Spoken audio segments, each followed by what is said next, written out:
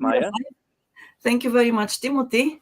Good morning to you. Good morning to everybody who is watching or listening on Clubhouse. It is March the 27th. It is a beautiful Sunday morning in Japan. I hope it is a beautiful Saturday evening in the United States or in other parts of the world. Um, Today, this is Japan Expert Insights, the Japanese politics, which we have every Sunday morning at Every 8. Sunday. Yes, so Timothy is very consistent. We're very consistent. So today, as always, he reports from Katsuyama. And when I say as always, I mean the past 1 month at least. And I'm in Tokyo. We are very happy to have you here with us. Again, Timothy Langley is the Chief Executive Officer of Langley Esquire, a public affairs consulting firm based in Tokyo with more than 40 years in Tokyo, in Japan. Yes, 40. And he has been in Japanese politics, reporting about Japanese politics for several years now. And his company is one of the best known companies here in the country and out of it. So, Timothy, without any more introduction, shall we Thank start? Great. Thank you very much, Maya. And just to add on to that, for those of you that are in the audience that are interested in Japanese politics, please visit my YouTube channel, Tokyo on Fire. We have more than 400 episodes on talking about different aspects of doing business or Japanese politics, that sort of thing. So please visit that. That's the foundation for what we talk about now here on Japan Expert Insights, Japanese Politics One-on-One. Every week we review what's going on in Japanese politics that's important to you, that has business implications, that is important for foreign countries that are doing business here, and also the foreigners who live here, but also for the Japanese as well. Japanese politics is frequently criticized as being very thick and mysterious and hard to understand. So we try and make it a little bit more open to you and available. So with today's briefing, I'll try and limit it to about 30 minutes. I'll talk about what we talked about last week and how that's evolved into what we're going to talk about this week. So very briefly, last week we talked about the Prime Minister going to Cambodia and India. That was a big deal for him. The Diet is still in session. The Diet is in session, a 150-day parliamentary session written in the Constitution that lasts until June 15th. And then we move into July where we have the upper house election on the 15th. So a lot of things are gearing up to that culmination. So a lot of the things that are going on in Japanese politics, geopolitically as well, is geared to that kind of a crescendo so that the LDP will win magnificently in that election. It's very important for them. So even in light of the fact that they are in session, the Prime Minister took an international trip to India and Cambodia. This is his first international trip as Prime Minister. You remember he's only been in office since October, and so taking that hit internationally while everybody else is here in Tokyo, debating over policy and passing the budget, that sort of thing.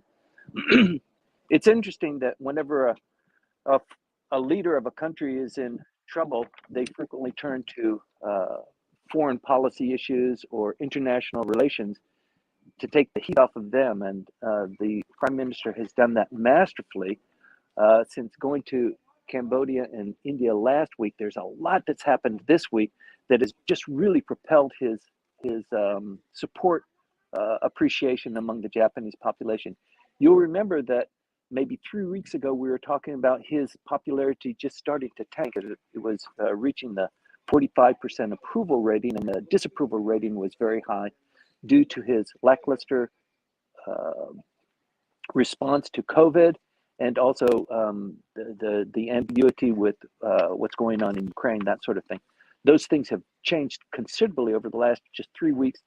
His popularity is now rising, and he's beginning to make some great strides. So it's something that we should look at. They also 2 weeks ago had the LDP convention in Tokyo on Sunday. talking about the different factions and how they're going to approach the policies moving forward to the upper house election, and how the factions, even though they might be killing each other behind the scenes, what their policy is going to be going forward so that they do better. They have made great strides there. They've made a couple of concessions with opposition parties, the People's Democratic Party for one, and Kokumin Party for another. But the factions internally are also going through a bit of a change, and I'd like to address that a little bit more today. We also talked about North Korea firing a missile last week. It was a flop. It didn't reach its trajectory and it exploded, sprinkling debris throughout the countryside without actually leaving the territorial geography of North Korea.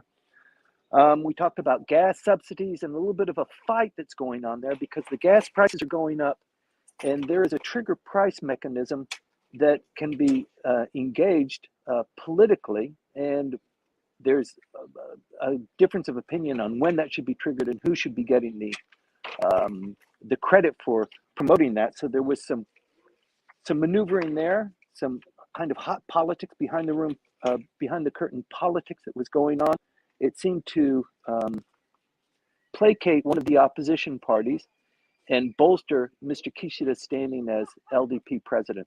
So that one actually produced some results that we'll see in today's report as well. There's also a discussion about removing favored nation status for Russia as a consequence of Ukraine. And we talked about the COVID quasi-emergency restrictions being removed for all of Japan. So at this point last week, there were 18 prefectures still in quasi-emergency. That has been removed.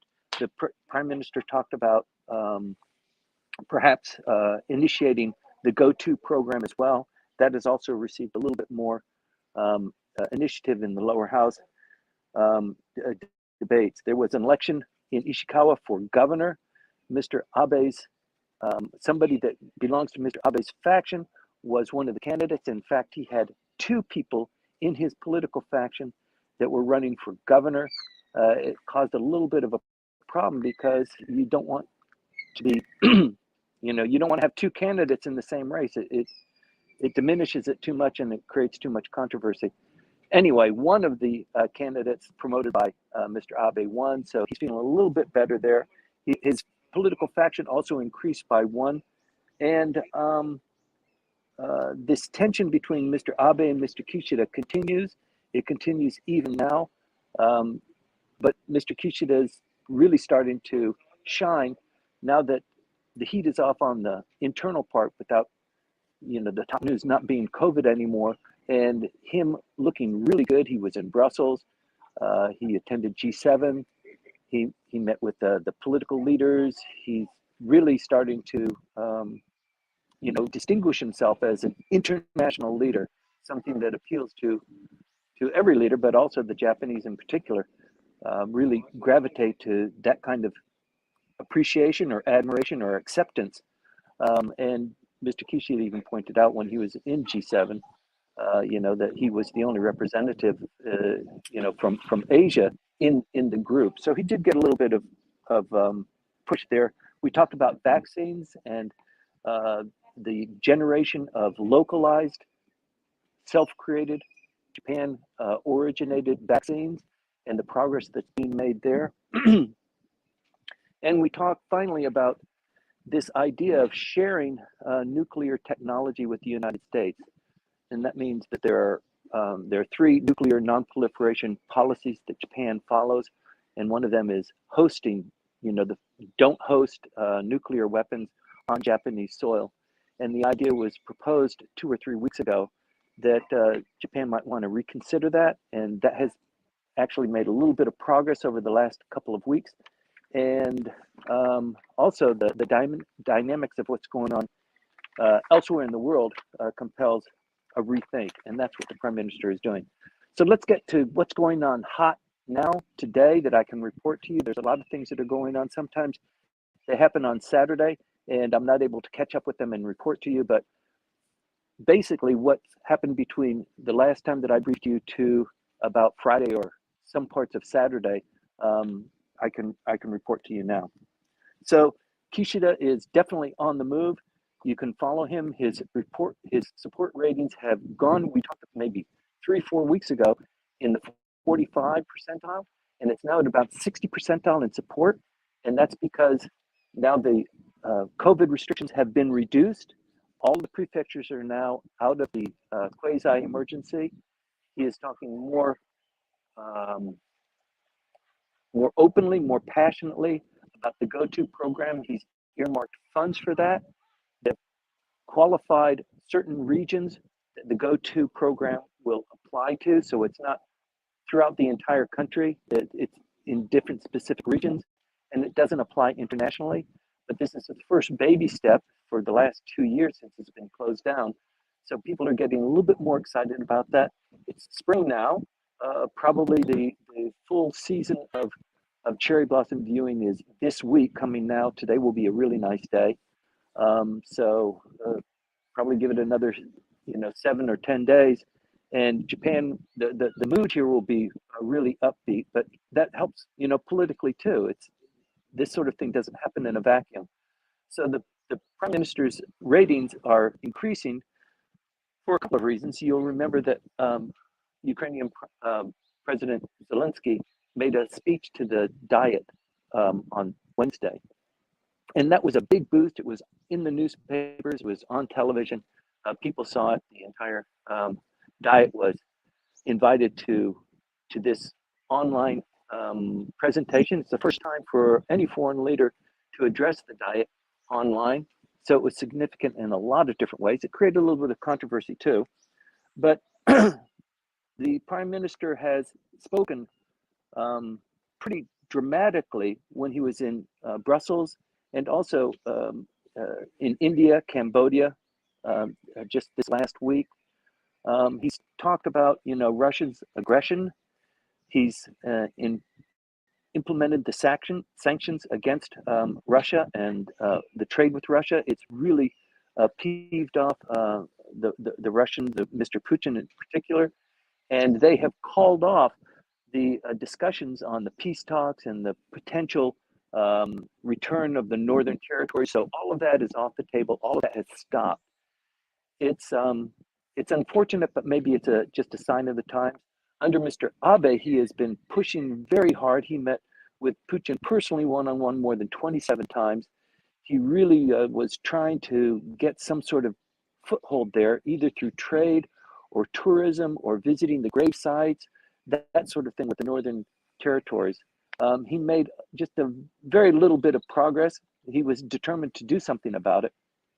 Now with Mr. Abe out, Mr. Kishida in, Mr. Kishida wants to promote his own stamp of diplomacy, and he's taken this opportunity to just say, forget it. We're not going to be focused on that anymore. And by the way, Russia's use of chemical or nuclear weapons is going to invite a very, very strong response. One of the other things I failed to mention about Mr. Kishida being on the move, it's been a very busy week for him. He visited Hiroshima with the current ambassador, Rahm Emanuel, on Saturday. So he went to Brussels, he came back, he went to Hiroshima, his prefecture, that's his district. It got a lot of news, and he also made a couple of statements about Russia, about nuclear, about a lot of different things, because it was in the press and Rahm Emanuel was by his side. So he's really starting to play that role. And it's good for him, as you can tell from the support and the approval ratings, that his numbers are going up. This is calculated because it's going to continue that way. Hopefully there aren't any bad hiccups. And by the time we roll around to the July upper house elections, the LDP will be in fine shape. Mr. Kishida will look like a world leader, and everybody will love them and vote them in. They will receive vast majority of the votes, and then we move on to potentially a referendum for changing the Constitution. That's a likely scenario to happen. The summit meeting that he had with Modi in India, and he went to Cambodia as well, a very busy weekend for him. He was back in business on Monday of this week. Was not as fruitful as he or the United States had hoped. You will remember that India is one of the 4 Quad countries: Australia, United States, Japan, and India. India is a bit of an outlier of those 4 countries, even though the whole purpose of having the Quad and developing that was as a wall in response to Chinese aggression or potential aggression, or what they're doing with Taiwan, what they plan to do with Taiwan. And it's not really coming to the fore. In the meantime, after the establishment of Quad, Ukraine happened, and Japan wants to have India also sanction Russia and also join this group of Western countries in thwarting Russia's move in Ukraine. Unfortunately, he's not, India and Modi is not very inclined to do that. And the reason is because, my gosh, they're very closely tied to Russia. A lot of their energy is coming from there, and also their military equipment, 90% of it is Russian made. The Indians made sorry about the background noise, a ship next to mine is getting ready to take off. But the Indians, it's the largest democracy in the world. It receives its military hardware from Russia, most of it, and it's because it's cost effective. It's cheaper than on other markets, and the Russians have seen a great opportunity there. So it's very hard to disengage from Russia, not just for those reasons. There are a lot of other reasons too. So that I think when the Prime Minister visited India, he had a little bit of a difficulty there. He was pushed and encouraged by other countries, particularly the United States, to make some inroads there to get the Quad more cohesively together. I don't know how successful he was. When he went to Cambodia, they talked about what's going on in Myanmar, and trying to have a unified approach to the coup d'etat there and the imprisonment of the political leaders. I don't know how much headway they were able to make there, but that coalition is becoming more and more strong, and it's only time will tell if the Myanmar coup d'etat and the government there will continue to survive. It looks like it's going to have a hard time. Komeito and the LDP. The LDP has a coalition partner, as you know, Komeito, for establishing and maintaining a majority or a supermajority, not quite a supermajority, in the lower house and in the upper house. This coalition has been in existence for 18, 20 years, and it is an agreement for convenience. Komeito, just by itself, is not even, if it was an opposition party, it wouldn't be the largest, but it is a significant one. It joined with the LDP, and now they vote on certain issues and they divide a stance on other issues. They came to an agreement this last week on some of the election districts. This is important because Komeito felt a little bit sidelined by Mr. Kishida on how the government was being run and different initiatives that they were proposing. So it appears that this last week they've decided that in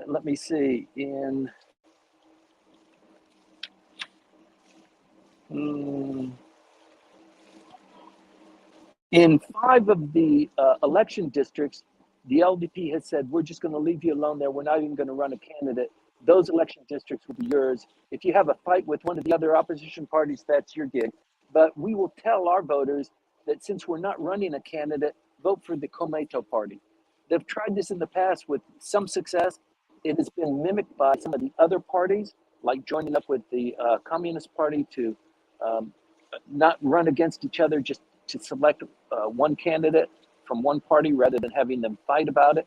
It hasn't worked very successfully there, but that's probably because the difference between various opposition parties is so drastically different than the difference between Komeito and the LDP. At least they've had a long-standing coalition agreement.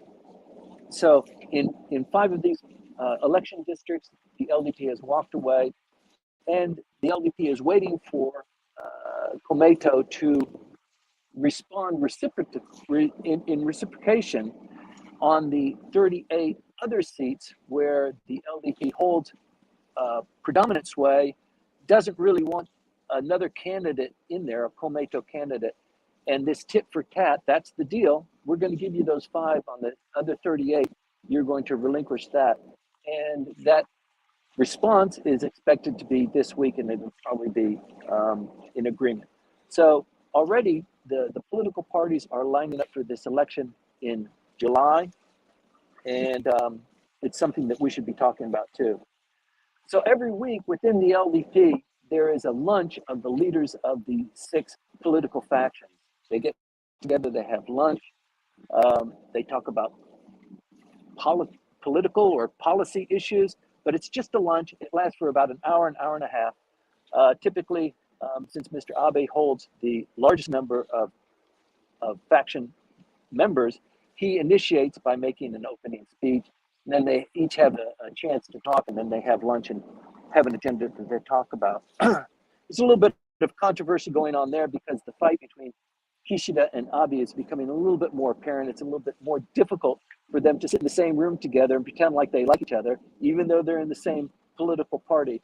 Mr. Abe is doing his thing, Mr. Kishida is doing his thing, and they know that there's a development of forces in the event that there's going to be a challenge to the premiership once again. That's inevitable. It will happen. So you can see it kind of beginning to form out even as early as it is now. It's not predicted that the prime minister is in any danger up until the upper house election, which is in July, and closely thereafter, because it looks like the LDP will do well, and that will shine on Mr. Kishida. So for the foreseeable future, for maybe the next 3 years, Mr. Kishida looks pretty solid. So all of these things that we talk about, the fights between Motegi and Takaichi, these kinds of policy discussions that are going on backroom, they're important because they're scoring points and they're setting up these lines of division. So they're important to watch. Currently, the distribution is Mr. Abe has the largest number of LDP members in his political faction at 94. Mr. Motegi has the second largest. He's got 53. He and Mr. Aso used to be neck and neck, the same number. Mr. Aso has reduced to 49. And this is pretty important that Motegi is on the way up and Aso is on the way down. It's kind of hard to say that for us, as long as he's been in power and for how much weight he actually holds. But if you're just looking at the numbers, that's the indication. Next in line is the Kishida faction at 47. So he's got one less than Mr. Aso. You've got Mr. Nikai, who was the Secretary General under Mr. Abe. He's got 46, just one less than Mr. Kishida. And then you've got the Moriyama faction, which is standing at 7. We talked a little bit 2 weeks ago about some of the defections from the Aso faction and some of the floaters. So Mr. Abe is courting 2 potential people to join his faction as well. I don't know if having 93 is going to be significantly different than having 94 or 95. He's already by far the largest faction, but it is still something of a compulsion, because when there is a change in the government, for example, if there's a change in the cabinet, which is likely after the July elections, there'll be a new cabinet that's reshuffled. The people who have the largest number of members in the political faction are likely to get the choicest spots, and the choicest spot is the Ministry of Finance, then Foreign Ministry, potentially the Chief Cabinet Secretary is up for grabs, not usually, but and that's usually a personal decision by the Prime Minister, not so much by the numbers that are distributed according to the factions. The opposition parties also are beginning to go through the same process that I just described with Komeito and the LDP. They're dividing up the political districts. They're agreeing that they're going to run a candidate here, but not there, and they're aligning that there. Most of them have made that kind of a decision already. They've made decisions for a joint candidate in 17 districts. They will compete by agreement in 10 districts, and then they are undecided. They're not quite sure yet, but probably they'll compete in Miyagi, Ishikawa, Wakayama, Yamagata, and Kumamoto. So those are kind of battlegrounds to be watching as we lead up into the election. When we had this conversation last week, you'll remember, I think Maya mentioned that it was the anniversary or the week anniversary of 3/11, the triple disaster in Fukushima. There was another anniversary that we talked about. I don't remember what it was. But this week, the anniversary, 27 years ago, was the sudden attack on the Tokyo subway by Aum Shinrikyo. 27 years ago, that kind of terrorist attack happened, and it really changed a lot of dynamics. The political center, that's where the attack actually occurred.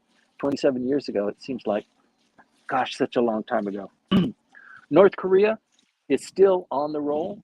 They fired an ICBM on Wednesday. This one was probably their most successful. It was by far their largest ballistic missile that they've fired.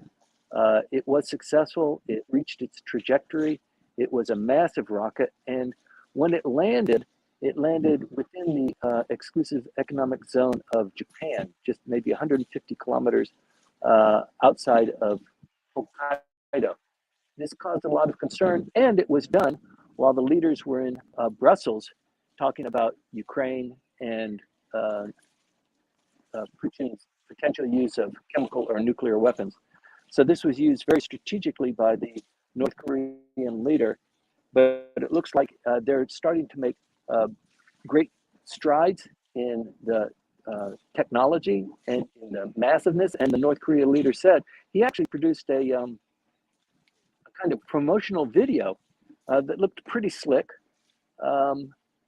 about, launching these missiles. And he said, qualitatively and quantitatively, we are going to continue this.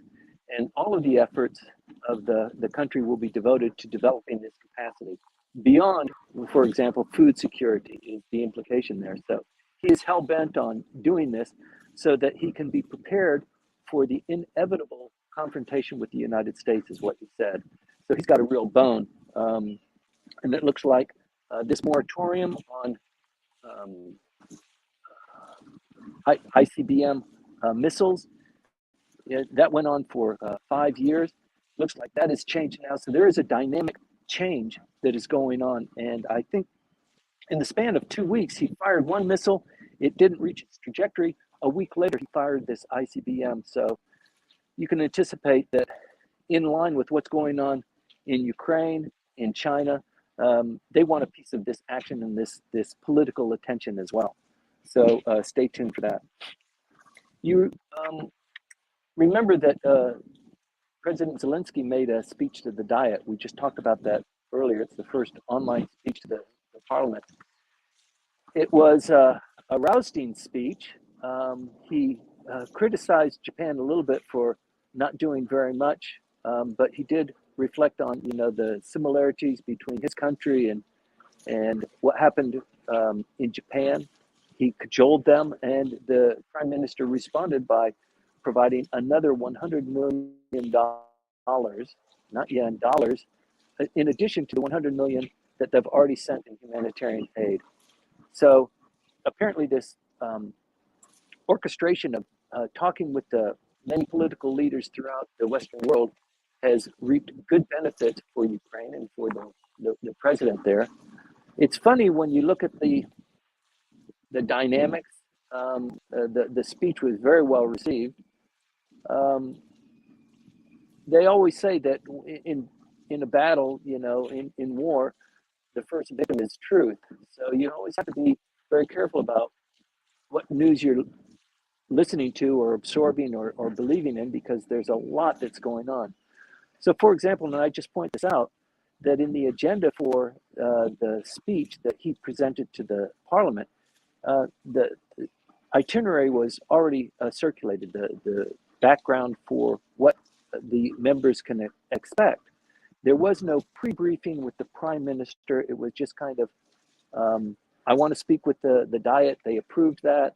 I guess they got a release of his talking points, but there was no real due diligence that was done there. In any event, he did speak. And if you watch TV, you saw that the prime minister was there. Right next to him was the foreign minister, the minister of defense, the ambassador from Ukraine. So all the hot shots were there. I think all of the members of the cabinet were sitting in the same room, listening to the speech. In the agenda for the speech, it had, 1 minute was attributed to the Speaker of the House, Mr. Hosoda, to make his opening comments. 1 minute for the introduction of Zelensky, and 12 minutes for his presentation. And then in the agenda, it said, 1 minute for a standing ovation. So that was the direction, that was the instructions that were given to the people in the audience, and they followed on cue.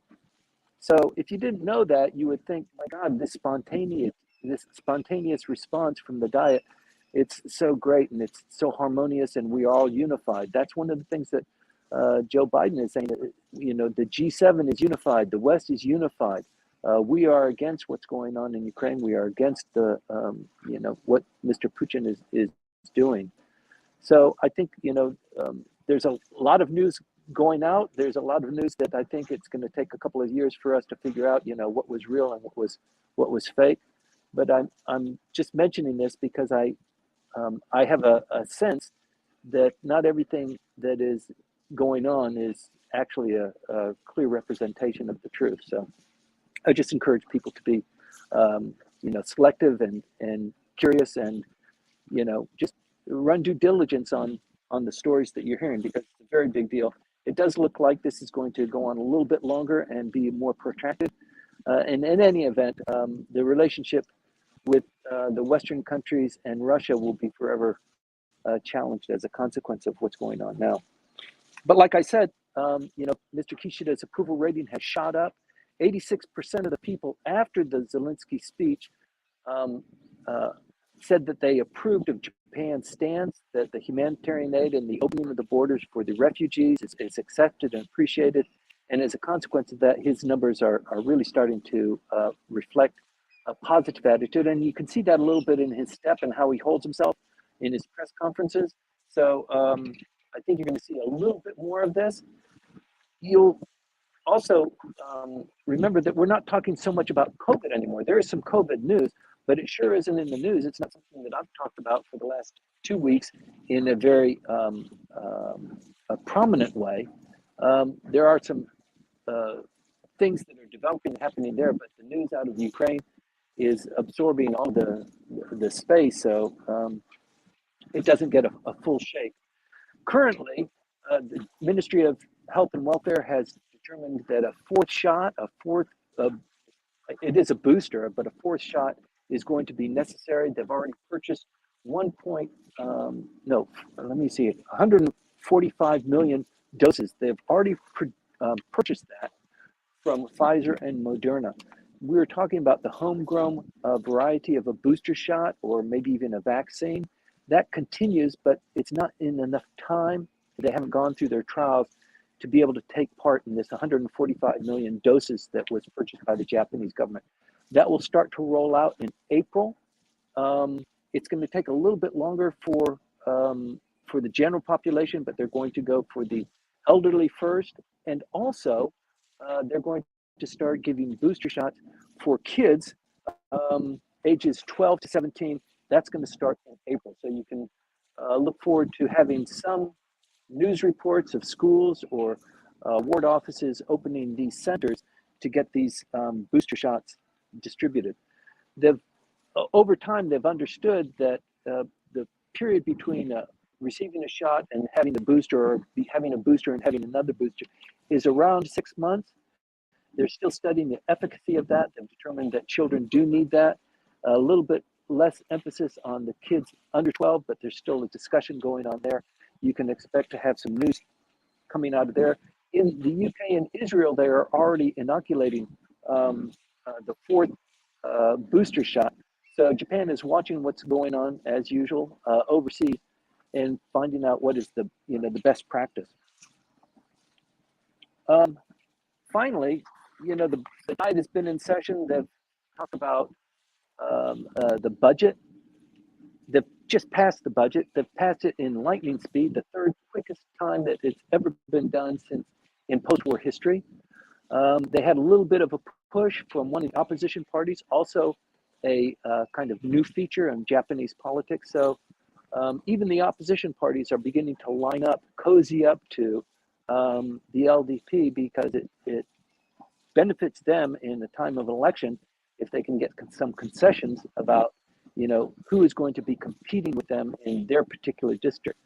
So the Democratic People's Party supported the budget. It is a huge budget. It is the largest that we've ever seen. It is about 107 trillion yen, and it includes about, as usual, a little bit more than a third of that is going to social services, to care for the elderly, for payment of retirement benefits and that sort of thing. That's a huge burden for the government.